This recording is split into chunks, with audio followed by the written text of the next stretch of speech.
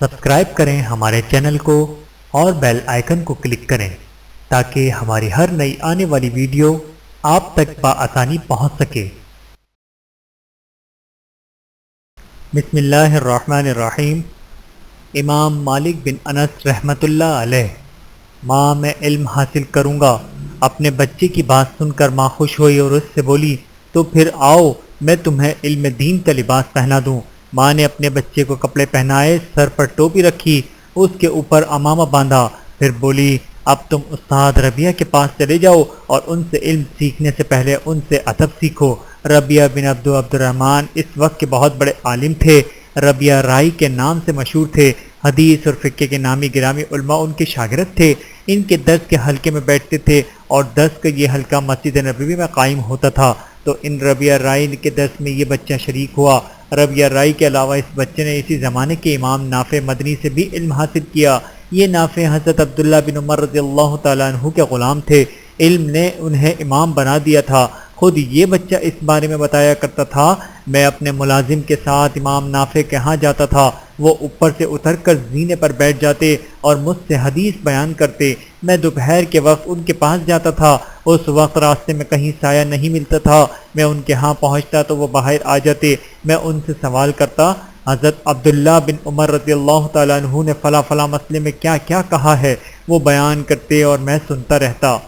یہ بچہ عبد الرحمن بن حرمز کے پاس صبح کے وقت جاتا تھا اور رات کو وہاں سے آتا تھا۔ اس طرح اپنے بچپن میں اس نے تین اساتذہ سے علم حاصل کیا۔ یہ بچہ مالک بن انس تھا۔ ان کا خاندان اصلاً یمن کا رہنے والا تھا، پھر وہاں سے مدینہ منورہ میں آباد ہوا۔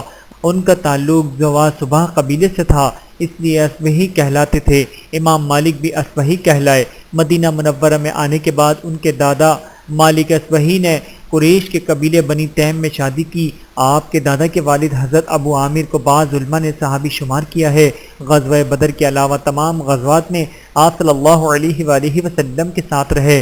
اس طرح ان کے بیٹے مالک بن ابو عامر بڑے تابعین میں سے ہیں۔ یہ بہت بڑے عالم فاضل بزرگ تھے، بہت سے صحابہ سے انہوں نے احادیث لی۔ ان کے 4 بیٹے تھے، انس ان میں سب سے بڑے تھے، چاروں اپنے وقت کے عالم تھے، محدث تھے۔ امام مالک رحمۃ اللہ علیہ سن 93 ہجری میں علاقہ بن جرف کے ایک حصے ذی مرہ میں پیدا ہوئے۔ اس طرح امام ابو حنیفہ رحمۃ اللہ عمر میں امام مالک سے 13 سال بڑے ہیں۔ آپ نے امام مالک کے بچپن میں آپ کو دیکھا تھا۔ ایک مرتبہ امام ابو حنیفہ سے کسی نے پوچھا مدینہ منورہ کے لڑکوں کو آپ نے کیسا پایا؟ حضرت امام ابو حنیفہ نے جواب دیا ان میں سے کوئی اونچا جائے گا تو وہ ہے مالک۔ امام ابو حنیفہ نے ایک بار فرمایا میں نے مدینہ منورہ میں علم کو بکھرا ہوا پایا ہے، اگر کوئی اسے جمع کرے گا تو یہی لڑکا یعنی مالک۔ ابن غالب کہتے ہیں بعد میں نے ابو حنیفہ کی یہ بات امام مالک کو بتائی، یعنی انہیں بتایا کہ آپ نے بچپن میں آپ کے بارے میں امام ابو حنیفہ نے یہ کہا تھا، تو امام مالک نے فرمایا ابو حنیفہ بہت سوچ بوجھ کے مالک تھے، کاش وہ فقہ کی بنیاد مدینہ منورہ میں رکھتے۔ امام مالک نے اپنے ابتدائی دور میں کپڑے کی تجارت بھی کی۔ آپ کا گھرانہ دینی تھا۔ مدینہ منورہ میں اس وقت احادیث عام روایت کی جاتی تھیں۔ آپ کے استاد حضرت نافع نابینا ہو گئے تھے تو امام مالک انہیں ان کے مکان سے مسجد نبوی میں لاتے تھے، پھر ان سے احادیث پوچھتے۔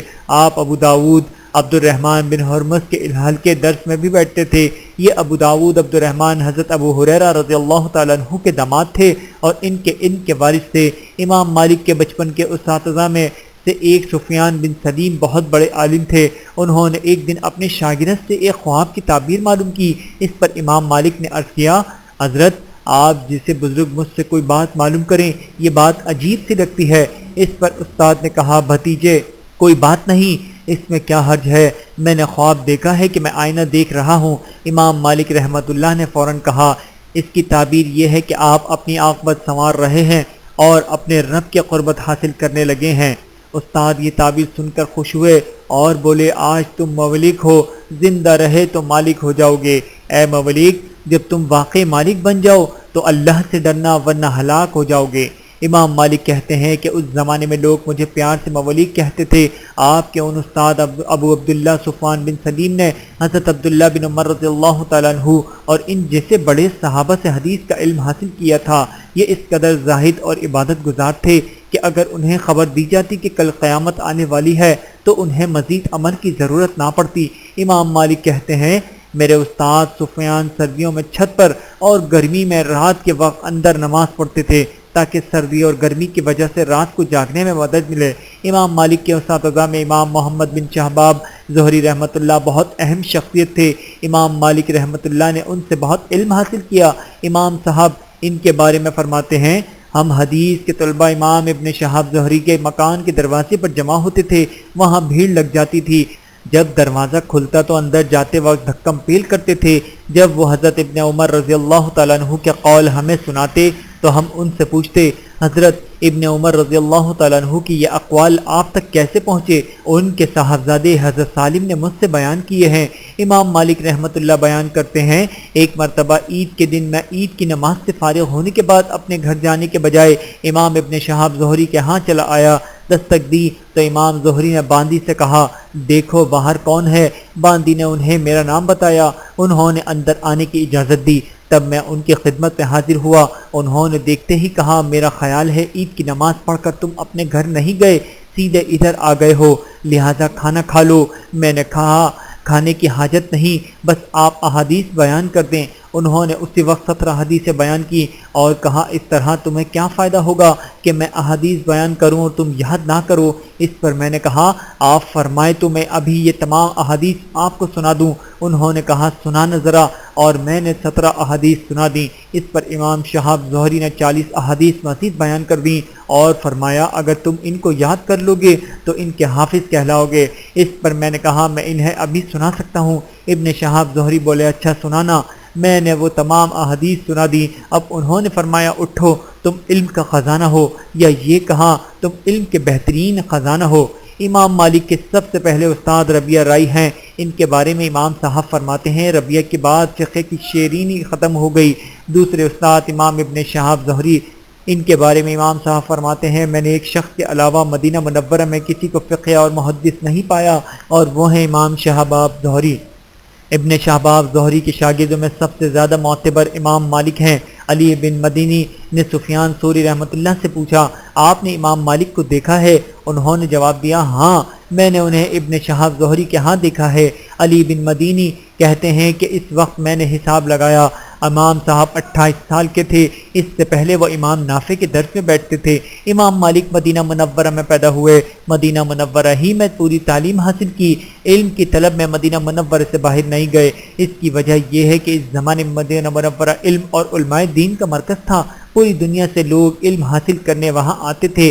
بصرہ کے ابو العالیہ رباحی کہتے ہیں ہم لوگ بصرہ میں صحابہ کرام رضی اللہ تعالی عنہم کی روایت کردہ احادیث سنتے تھے، لیکن اس وقت تک مطمئن نہیں ہوتے تھے جب تک خود مدینہ منورہ میں آ کر ان صحابہ سے وہ احادیث نہ سن لیتے۔ اسی لیے امام صاحب نے یہیں رہ کر علم حاصل کیا۔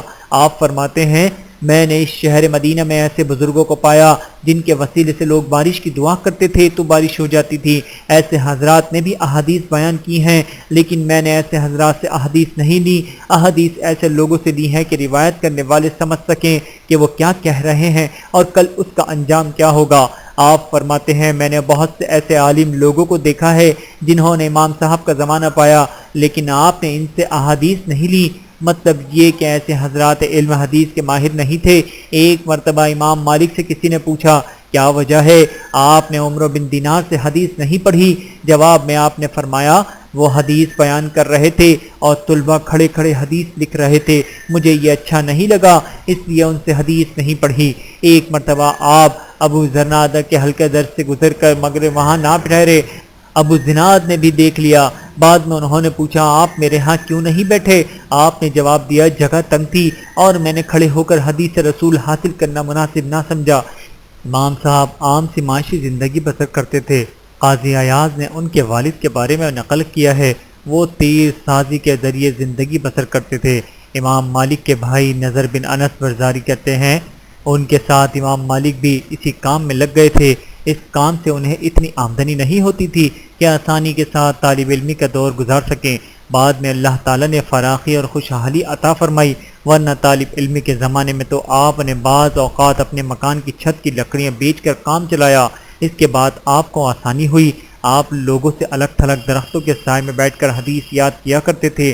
جب ان کی بہن اس بات کا ذکر والد صاحب سے کرتی تو وہ کہتے، تمہارے بھائی تنہا میں بیٹھ کر رسول اللہ صلی اللہ علیہ وآلہ وسلم کی احادیث یاد کرتے ہیں۔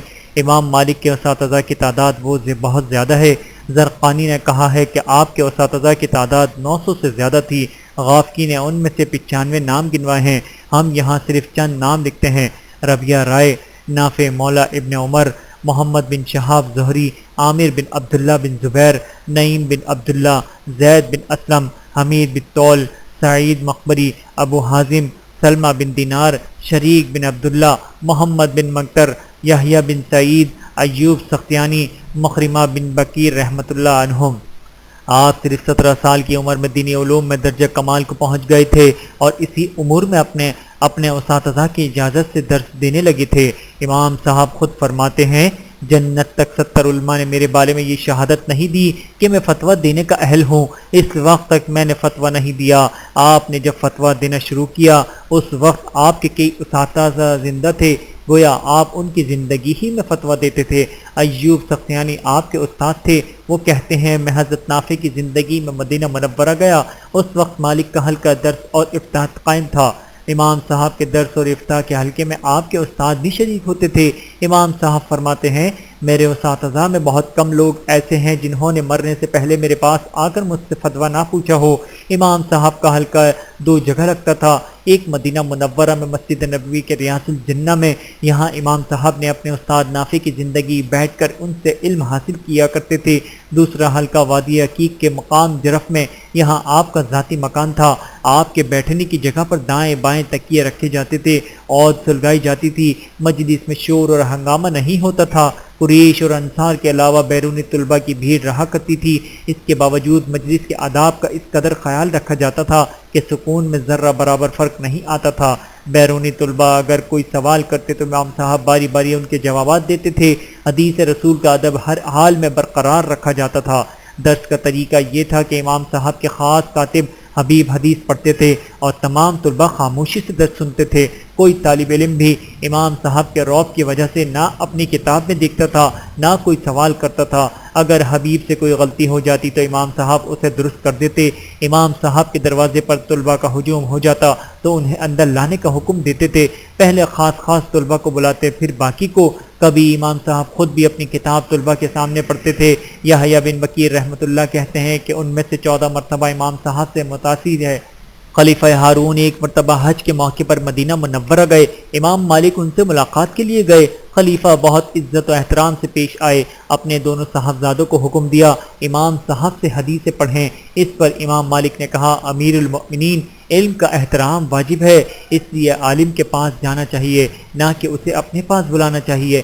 خلیفہ نے امام صاحب کی اس بات کو تسلیم کیا اور صاحبزادوں کو آپ کی خدمت میں بھیج دیا اور ساتھ میں کہلوا بھیجا، آپ انہیں حدیث پڑھ کر سنائیں۔ امام صاحب نے جواب میں کہلا بھیجا، اس شہر میں استاد کے سامنے پڑھا جاتا ہے جس طرح بچے اپنے استاد کے سامنے پڑھتا ہے، جب بچہ غلطی کرتا ہے تو استاد صحیح کر دیتا ہے۔ صاحبزادوں نے خلیفہ کے پاس جا کر اس بات کی خبر دی۔ خلیفہ نے امام صاحب کو پیغام بھیجا، آپ نے دونوں صاحبزادوں کو بلانے کے بعد انہیں پڑھانے سے انکار کر دیا۔ امام صاحب نے جواب میں کہلوایا، امیر المؤمنین، میں نے ابن شہاب سے سنا ہے کہ ہم نے سعید بن مسیب، ابو سلمہ عمرہ بن زبیر، سالم، خارجہ سلیمان اور نافع رحمۃ اللہ سے اسی طرح اس مقام پر علم حاصل کیا، اور پھر ابن ہرمز، ابو زناد، زربیہ اور ابن شہاب کے سامنے حدیث پڑھی جاتی ہے، وہ حضرات خود نہیں پڑھتے تھے۔ یہ پیغام سن کر ہارون رشید نے صاحبزادوں سے کہا، تم خود جا کر پڑھو۔ یحییٰ اندلسی میں مدینہ منورہ آئے اور آپ کے درس میں شریک ہوئے۔ یہ اندلس کے علماء بہت مرتبے اور مقام کے مالک تھے۔ ایک دن شور ہوا کہ ہاتھی آیا ہے، اس شور کے ساتھ ہی تمام طلباء اٹھ کر ہاتھی کو دیکھنے کے لیے چلے گئے۔ وہاں ہاتھی نایاب جانور تھا مگر یہ یحییٰ اپنی جگہ بیٹھے رہے۔ امام صاحب نے محبت بھرے لہجے میں کہا، جاؤ تم بھی ہاتھی دیکھ لو۔ یحییٰ نے جواب دیا، حضرت میں اپنے شہر سے آپ کو دیکھنے اور آپ سے علم و ادب سیکھنے کے لیے آیا ہوں، ہاتھی دیکھنے کے لیے نہیں آیا۔ امام صاحب اپنے لائق شاگرد کا یہ جواب سن کر بہت خوش ہوئے اور انہیں اندلس کے عاقل کا خطاب دے دیا۔ یہ یحییٰ جب اندلس پہنچے تو وہاں ان کے علم و فضل کی شہرت یوں ہوئی کہ بڑے علماء ان سے پیچھے رہ گئے۔ امام مالک رحمۃ اللہ کی درسگاہ سے علم حاصل کرنے والے شاگردوں کی تعداد بہت زیادہ ہے۔ قاضی عیاض نے ان کو گننا شروع کیا تو تعداد 1300 تک پہنچ گئی۔ امام ذہبی نے لکھا ہے، امام مالک سے اتنے لوگوں نے حدیث کی روایت کی ہے کہ ان کا شمار نہیں ہو سکتا۔ امام صاحب کے اساتذہ تب آپ سے احادیث لی ہیں۔ مدینہ منورہ میں یہ اعلان کیا جاتا تھا، امام مالک اور ابن ابی ذئب کے علاوہ کس سے فتویٰ نہ لیا جائے۔ علماء سے کہا جاتا تھا ان کے علاوہ کوئی فتویٰ نہ دے۔ آج تو لوگ بے دھڑک فتوے دیتے ہیں، اس زمانے میں ایسا نہیں تھا۔ امام مالک جیسے لوگ بلا جھجک یہ کہہ دیا کرتے تھے، اس بارے میں کچھ نہیں جانتا۔ عبد الرحمن بن مہدی کہتے ہیں، ہم امام مالک کی خدمت میں حاضر تھے، ایک شخص آیا اور اس نے کہا، حضرت میں 6 ماہ کا سفر کر کے یہاں پہنچا ہوں، میرے شہر والوں نے چند مسائل پوچھنے کے لیے مجھے خاص طور پر آپ کے پاس بھیجا ہے۔ یہ سن کر آپ نے پوچھا، تم کیا پوچھنے کے لیے آئے ہو؟ اس نے وہ مسائل سامنے رکھے۔ امام صاحب نے سن کر کہا، مجھے ان مسائل کے بارے میں تحقیق نہیں۔ آپ کا جواب سن کر وہ شخص حیرت زدہ رہ گیا۔ اس نے کہا، حضرت میں نے آپ کو بتایا ہے، میں 6 ماہ کا طویل سفر کر کے یہاں آیا ہوں، شہر کے لوگوں نے خاص طور پر مجھے آپ کے پاس بھیجا ہے اور آپ کہہ رہے ہیں مجھے ان مسائل کے بارے میں تحقیق نہیں۔ اب میں شہر والوں کو جا کر کیا جواب دوں گا؟ امام صاحب نے کہا، تم ان سے کہنا کہ مالک نے کہا ہے وہ ان مسائل کے متعلق کوئی تحقیق نہیں رکھتا۔ ہشام بن حبل کہتے ہیں، میرے سامنے امام صاحب سے 48 مسائل پوچھے گئے، ان میں سے 33 مسائل کے جواب انہوں نے کہا میں نہیں جانتا۔ خالد بن فروش کہتے ہیں، میں نے امام صاحب سے 40 مسائل معلوم کیے، آپ نے ان میں سے صرف 5 کا جواب دیا۔ ابن وہب کہتے ہیں، امام مالک اکثر مسائل میں کہتے تھے میں نہیں جانتا۔ امام صاحب خود فرماتے ہیں، میں اکثر اوقات ایک مسئلے کی تحقیق کے لیے تمام رات جاگتا ہوں اور ایک مسئلے میں تو میں 10 سال سے غور کر رہا ہوں مگر اب تک صحیح فیصلہ نہیں کر سکا۔ ایک شخص نے آپ سے پوچھا، اس کا کیا مطلب ہے کہ پھر اللہ تعالیٰ نے عرش پر قرار پکڑا؟ جواب میں امام صاحب نے فرمایا، اللہ تعالیٰ کا عرش پر قرار پکڑنا تو معلوم ہے، اس کی کیفیت سمجھ سے باہر ہے، اس کے بارے میں بات کرنا بدعت ہے اور اس پر ایمان رکھنا فرض ہے۔ ایک شخص کسی غلط فرقے کا تھا، اس نے آ کر کہا، ابو عبداللہ میں آپ سے کچھ بات کرنا چاہتا ہوں، آپ پہلے میری بات سن لیں پھر میں آپ سے بحث کروں گا۔ آپ نے اس سے بات کرنے سے انکار کر دیا، صرف اتنا فرمایا، حضرت عمر بن عبدالعزیز رحمۃ اللہ نے فرمایا ہے کہ جو شخص اپنے دین کو لڑائی جھگڑے کا نشانہ بنائے گا وہ دین بدلتا رہے گا۔ ایک شخص نے امام صاحب سے باطنی علم کے بارے میں پوچھا، اس پر امام صاحب نے غصے ہو کر فرمایا، باطنی علم بھی وہی جانتا ہے جو ظاہری علم جانتا ہے، یہ علم دل میں نور پیدا ہونے پر ملتا ہے، تم خالص دین اختیار کرو، خبردار ادھر ادھر کی باتوں پر نہ جاؤ، جو جانتے ہو اس کے لے لو اور جو نہیں جانتے اس کو چھوڑ دو۔ کوئی غلط عقیدے کا آدمی آپ کے پاس آتا تو آپ یہ کہہ کر اس سے الگ ہو جاتے، میں تو اپنے رب کی طرف سے دلیل لکھتا ہوں، تم شک و شبہ میں مبتلا ہو، تم اپنے جیسے آدمی سے بحث و مباحثہ کرو۔ امام صاحب اکثر فرمایا کرتے تھے، جو شخص چاہتا ہے کہ اس کا دل روشن ہو، موت کی سختی سے نجات ہو، قیامت کی سختیوں سے محفوظ رہے، اس کا باطنی عمل ظاہری عمل جیسا ہونا چاہیے۔ مصعب بن عبداللہ کا بیان ہے کہ جب امام صاحب کے سامنے رسول اللہ صلی اللہ علیہ وآلہ وسلم کا ذکر مبارک ہوتا تھا تو ان کے چہرے کا رنگ بدل جاتا تھا، سر نیچے جھک جاتا تھا، کہتے تھے، میں نے جو کچھ دیکھا ہے اگر تم لوگ دیکھتے تو تعجب نہ کرتے۔ محمد بن منگدر بہت بڑے قاری تھے، ہم لوگ ان سے کوئی حدیث معلوم کرتے تو رونے لگتے، ایک مدت تک ان کے ہاں آیا گیا ہوں، میں نے انہیں ہمیشہ 3 حالتوں میں کسی ایک حالت میں دیکھا ہے، نماز میں مشغول ہیں، روزے سے ہیں یا پھر تلاوت میں مصروف رہتے تھے۔ آپ صلی اللہ علیہ وآلہ وسلم کی حدیث باوضو بیان کرتے تھے، بہت بڑے عابد اور زاہد تھے، میں ان کے ہاں جاتا تو تکیہ رکھ دیتے، جب میں اپنے دل میں سختی پاتا تو انہیں ایک نظر دیکھ لیتا تھا، اسی طرح کئی دن تک میرا نفیس نیک اثرات محسوس کرتا رہتا تھا۔ امام صاحب کا معمول تھا کہ ہر ماہ کی پہلی رات کو تمام رات عبادت کیا کرتے تھے، دیکھنے والے خیال کرتے کہ آپ اس ماہ کا استقبال عبادت سے کر رہے ہیں۔ آپ کی صاحبزادی فاطمہ بیان کرتی ہیں، امام صاحب ہر رات اپنا وظیفہ نوافل وغیرہ پورا کرتے تھے اور جمعے کی رات میں پوری رات عبادت کرتے تھے۔ امام صاحب نوافل میں طویل رکوع اور سجود کرتے تھے۔ کوڑوں کی سزا کے بعد لوگوں نے عرض کیا، آپ ہلکی نماز پڑھا کریں۔ آپ نے جواب میں فرمایا، بندے کو چاہیے کہ اللہ کے لیے جو عمل کرے اچھی طرح کرے۔ آپ اپنے رومال کو طے کر کے سجدے کی جگہ رکھتے تھے۔ کسی نے پوچھا آپ ایسا کیوں کرتے ہیں؟ جواب میں فرمایا میں ایسا اس لیے کرتا ہوں کہ پیشانی پر سجدے کا نشان نہ پڑے اور لوگ یہ نہ کہیں کہ میں راتوں کو قیام کرتا ہوں۔ آپ نفل عبادت تنہائی میں کرتے تھے تاکہ کوئی دیکھ نہ سکے اور ان کی بزرگی شہرت نہ ہو۔ آپ میں وہ تمام خوبیاں موجود تھیں جو صحابہ کرام اور تابعین اعظام میں تھیں۔ آپ مدینہ منورہ میں کبھی سواری پر نہیں بیٹھے، فرمایا کرتے تھے جس سرزمین میں رسول اللہ صلی اللہ علیہ وآلہ وسلم آرام فرما ہے اور جس زمین پر آپ صلی اللہ علیہ وآلہ وسلم چلے پھرے ہیں اس پر سواری کرنا ادب کے خلاف ہے۔ امام شافعی رحمۃ اللہ فرماتے ہیں کہ میں نے ایک مرتبہ امام مالک رحمۃ اللہ کے دروازے پر عمدہ خراسانی گھوڑے اور مصری خچر دیکھے۔ میں نے ان کے بارے میں پوچھا تو آپ نے فرمایا یہ سب تمہیں دیے۔ امام شافعی فرماتے ہیں یہ سن کر میں گھبرا گیا۔ میں نے کہا آپ ان میں سے اپنے لیے کم از کم ایک تو رکھ لیں۔ جواب میں فرمایا مجھے اللہ تعالیٰ سے شرم محسوس ہوتی ہے کہ اللہ کے رسول کی سرزمین کو چوپایوں کے پیروں سے رون دوں۔ امام مالک رحمۃ اللہ کو کیلا بہت پسند تھا۔ کیلے کے بارے میں کہا کرتے تھے اس پر نہ مکھی بیٹھتی ہے نہ گندا ہاتھ لگتا ہے، جنت کے پھلوں کے مشابہ ہے، سردی گرمی ہر موسم میں ملتا ہے، یہ جنت کے پھلوں کی خصوصیت ہے یعنی ہر موسم میں ملتے ہیں۔ امام مالک رحمۃ اللہ اپنے گھر والوں اور بال بچوں سے بہت شفقت سے پیش آتے تھے اور آپ اچھی صحت کے مالک تھے، کھانا بہت کم کھاتے تھے، صرف مسکراتے تھے، کھل کر نہیں ہنستے تھے۔ آپ تجارت کرتے تھے اور اس کی آمدنی سے زندگی کی تمام ضروریات پوری کرتے تھے۔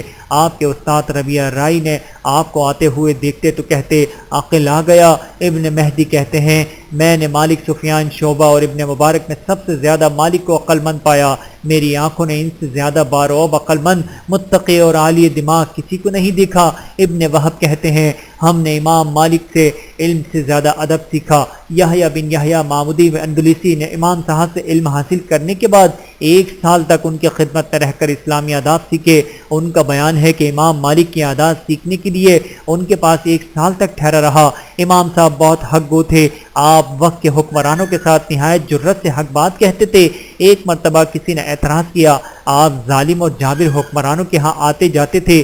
امام صاحب نے جواب دیا حق بات کہنے کے لیے جاتا ہوں، حق بات ان کے سامنے نہیں تو اور کہاں کہی جائے گی۔ امام مالک کہتے ہیں میں خلیفہ ابو جعفر منصور کے پاس کئی مرتبہ گیا لیکن میں نے کبھی اس کے ہاتھ کو بوسہ نہیں دیا۔ اس وقت باقی سب لوگ خلیفہ کے ہاتھ کو بوسہ دیتے تھے۔ خلیفہ منصور ایک مرتبہ مدینہ منورہ آئے تو آپ سے کہا مالک آپ کے بال بہت زیادہ سفید ہو گئے ہیں۔ جواب میں امام صاحب نے کہا امیر المؤمنین جس کی عمر زیادہ ہوتی ہے اس کے بالوں میں سفیدی زیادہ ہو جاتی ہے۔ اس کے بعد خلیفہ نے کہا مالک آپ صحابہ میں ابن عمر رضی اللہ تعالیٰ عنہ کے قول پر اعتماد کرتے ہیں، اس کی کیا وجہ ہے؟ امام صاحب نے جواب دیا امیر المؤمنین وہ آخری صحابی تھے جو ہمارے یہاں زندہ رہے، ضرورت کے وقت لوگ انہی سے مسائل پوچھتے تھے۔ اس پر خلیفہ نے کہا ٹھیک ہے آپ کے پاس حق ہے۔ ایک مرتبہ خلیفہ منصور نے آپ سے پوچھا روئے زمین پر کوئی آپ سے بڑا عالم ہے؟ جواب میں امام مالک نے کہا ہاں مجھ سے بڑے عالم بھی موجود ہیں۔ منصور نے کہا مجھے ان کا نام بتائیں۔ آپ نے جواب دیا مجھے ان کے نام یاد نہیں۔ اب خلیفہ نے کہا میں چاہتا ہوں آپ کی کتاب موطا کو عام کروں، لشکروں کے امیروں اور شہروں کے قاضیوں کو لکھوں کہ اس کو سیکھیں، اسے رائج کریں، جو اس کی مخالفت کرے اس کی گردن مار دوں۔ جواب میں امام مالک نے کہا امیر المؤمنین نبی کریم صلی اللہ علیہ وآلہ وسلم امت کے لیے نمونہ تھے۔ آپ صلی اللہ علیہ وآلہ وسلم غزوات کے لیے لشکر روانہ فرماتے تھے۔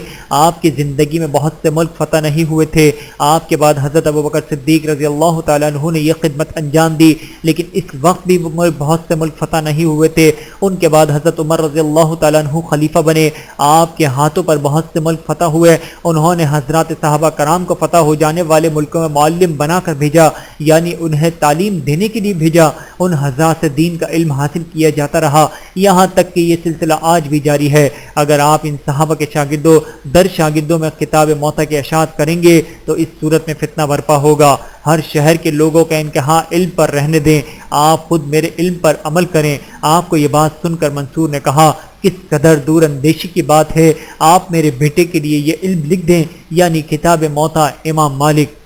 ہارون رشید حج کے موقع پر مدینہ منورہ آئے۔ انہوں نے امام صاحب کی خدمت میں 500 دینار کی ایک تھیلی پیش کی۔ جب حج سے فارغ ہو کر دوبارہ مدینہ منورہ آئے تو امام صاحب سے کہا میری خواہش ہے کہ آپ میرے ساتھ بغداد تک چلیں۔ ان کے خواہش کے جواب میں امام مالک نے کہلا بھیجا وہ تھیلی جو کہ تو رکھی ہے۔ آپ صلی اللہ علیہ وآلہ وسلم نے فرمایا ہے کہ مدینہ منورہ کے لوگوں کے حق میں بہتر ہے اگر وہ اس بات کو جانیں۔ یہ سن کر ہارون رشید اپنے ارادے سے باز آ گئے۔ امام صاحب سے حسد کرنے والوں نے ایک دن منصور سے کہا مالک آپ کی بیعت کو جائز نہیں سمجھتے اور عباسی خلافت کے منکر ہیں۔ اس پر منصور غضبناک ہوا۔ اس نے امام صاحب کی قمیض اتروائی اور آپ کے جسم پر کوڑے لگوائے۔ کوڑے لگنے سے آپ کا ایک ہاتھ اتر گیا، لیکن اس واقعے سے آپ کی عزت میں اضافہ ہی ہوا۔ یہ کوڑے آپ کی عظمت کا نشان بن گئے۔ عوام میں خواص میں آپ کی مقبولیت بڑھ گئی۔ حضرت سفیان بن عینہ حضرت ابو ہریرہ رضی اللہ تعالیٰ عنہ کی یہ حدیث نقل کی ہے۔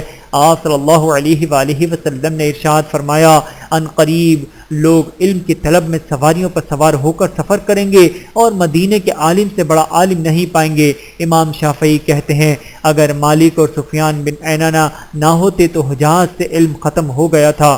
امام مالک کو جب کسی حدیث کے کسی جز میں شک ہو جاتا تو پوری حدیث چھوڑ دیتے۔ امام مالک بہت روب والے آدمی تھے، ان کے سامنے کسی کو بات کرنے کی مجال نہیں ہوتی تھی، لیکن اس کا یہ مطلب نہیں کہ وہ خشک مزاج تھے۔ موقع کی مناسبت سے خوش طبعی بھی کرتے تھے۔ آپ نے ایک نوجوان کو دیکھا، وہ اکڑ کر چل رہا تھا۔ آپ اس کے پہلو میں جا کر اسی طرح چلنے لگے۔ پھر اس نوجوان سے پوچھا کیا میری چال اچھی ہے؟ اس نے کہا یہ چال تو اچھی نہیں۔ آپ امام صاحب نے کہا تو پھر تم کیوں اس طرح چل رہے ہو؟ یہ سن کر نوجوان نے اپنی چال درست کر لی۔ ابن مہدی نے ایک مرتبہ آپ سے کہا مجھے یہاں مدینہ منورہ میں رہتے ہوئے بہت دن ہو گئے ہیں، معلوم نہیں میرے گھر والوں پر کیا گزر رہی ہے ہوگی۔ یہ سن کر امام صاحب نے کہا میرے ہاں بچے بہت سے قریب ہیں، لیکن مجھے خبر نہیں کہ ان پر کیا گزر رہی ہے۔ یعنی مدینہ منورہ میں رہتے ہوئے علمی مشغولیات کی وجہ سے ان سے بے خبر ہوں، اتنا وقت نہیں ملتا کہ ان سے مل کر آیا کروں۔ امام مالک کے حکیمانہ اقوال کتابوں میں کثرت سے ملتے ہیں، ان میں سے چند یہاں درج کیے جاتے ہیں۔ نمبر 1، قیامت میں جن باتوں کا سوال انبیاء علیہ السلام سے کیا جائے گا انہی باتوں کا سوال علماء سے ہوگا۔ نمبر 2، دین کا علم کثرت سے روایت بیان کرنا نہیں ہے، بلکہ یہ تو وہ نور ہے جسے اللہ تعالیٰ دل میں ڈال دیتا ہے۔ نمبر 3، علم کا حاصل کرنا خوبی ہے۔ نمبر 4، اس امت کا آخری طبقہ اس بات سے فلاح پا سکتا ہے جس سے اس امت کا پہلا طبقہ کامیاب ہوا۔ نمبر 5، اگر تمہیں 2 باتوں میں شک ہے اور تم ان میں سے ایک کو اختیار کرنا چاہتے ہو تو اسے اختیار کرو جو تمہارے موافق ہو۔ نمبر 6، تم علم سے پہلے علم حاصل کرو یعنی بردباری سیکھو۔ نمبر 7، جو شخص اپنی باتوں میں سچائی اختیار کرے گا اپنی عقل سے آخری عمر تک فائدہ اٹھاتا رہے گا اور دوسرے لوگوں کی طرح بڑھاپے میں اسے بھول کر اور بکواس سے نجات رہے گا۔ نمبر 8، اللہ تعالیٰ کا ادب قرآن میں ہے، اس کے رسول صلی اللہ علیہ وآلہ وسلم کا ادب سنت اور حدیث میں ہے اور صالحین کا ادب فقہ میں ہے۔ نمبر 9، آپ بہت خوبصورت تھے، جسم سرخ و سفید تھا، آنکھیں بڑی بڑی تھیں، داڑھی لمبی تھی، نہایت خوش لباس تھے، عمدہ خوشبو لگاتے تھے۔ آپ کے زمانے میں حدیث اور فقہ کی تدوین کا سلسلہ شروع ہو گیا تھا۔ سن 140 اور 150 ہجری کے دوران عالم اسلام کے بڑے شہروں میں علماء نے فقہ کی ترتیب پر کتابیں لکھی۔ اس کے تقریباً 30 سال بعد امام مالک رحمۃ اللہ کی وفات سن 179 ہجری میں ہوئی۔ اس مدت میں بھی بہت سے علماء نے کتابیں لکھی، ان میں امام مالک رحمۃ اللہ نے نمایاں رہے۔ آپ کی تصنیف میں موطا امام مالک سنگ میل کی حیثیت رکھتی ہے۔ موطا کے بارے میں امام شافعی رحمۃ اللہ فرماتے ہیں روئے زمین پر موطا سے زیادہ صحیح کتاب کوئی نہیں۔ کہا جاتا ہے کہ اس کتاب کو امام صاحب نے خلیفہ ہارون رشید کی گزارش پر لکھا۔ عتیق زبیری کا قول ہے امام صاحب نے تقریباً 10,000 احادیث سے احادیث منتخب کر کے موطا میں شامل کی تھیں۔ اس میں بھی تحقیق کرتے ہیں، اس طرح اس میں کمی ہوتی چلی گئی۔ اسی بنیاد پر یحییٰ بن سعید کہتے ہیں لوگوں کا علم بڑھتا ہے، امام مالک کا کم ہوتا ہے، اگر وہ کچھ دنوں تک اور زندہ رہتے تو ختم ہو جاتا۔ سلیمان بن بلال کہتے ہیں ابتدا میں موطا میں 4,000 یا اس سے زیادہ احادیث تھیں، مگر انتقال کے وقت تعداد کم ہو گئی تھی۔ امام صاحب زندگی کے آخری سالوں میں تقریباً گوشہ نشین ہو گئے تھے۔ یہاں تک کہ جمعہ اور جماعت کی نماز کے لیے بھی نہیں جاتے تھے۔ اس سلسلے میں کہا کرتے تھے ہر شخص کو کھل کر اپنا عذر بیان نہیں کر سکتا، یعنی میں اپنے عذر کی وضاحت بیان نہیں کر سکتا جس کے بنا پر میں جمعہ اور جماعت کی نماز نہیں پڑھنے جاتا تھا۔ لوگوں میں آپ کی مقبولیت میں اس بنیاد پر کوئی کمی نہیں آئی تھی۔ ایک روایت ہے کہ آپ نے آخر عمر میں بتا دیا تھا کہ انہیں ذیابیطس یعنی شوگر کا مرض لاحق ہو گیا، مسلسل پیشاب آتا رہتا ہے۔ میں اس حالت میں مسجد نبوی میں نہیں جانا چاہتا کہ اس سے رسول اللہ صلی اللہ علیہ وآلہ وسلم کی مسجد کی بے ادبی کا سبب بنوں، اور میں نہیں چاہتا کہ اپنی بیماری کا ذکر کر کے اللہ سے شکوہ کروں۔ امام صاحب 22 دن بیمار رہے اور 14 ربیع الاول 179 ہجری کو انتقال کر گئے۔ انتقال سے پہلے کلمہ پڑھا، ابن کنانہ اور ابن زمیر نے غسل دیا، آپ کے صاحبزادے یحییٰ اور کاتب حبیب نے پانی ڈالا، سفید کپڑوں میں کفن دیا گیا۔ مدینے کے امیر عبدالعزیز بن محمد ابراہیم نے نماز جنازہ پڑھائی، جنت البقیع میں دفن کیے گئے۔ امام صاحب کی وفات کی ایک بہت بڑی سانحہ تھی۔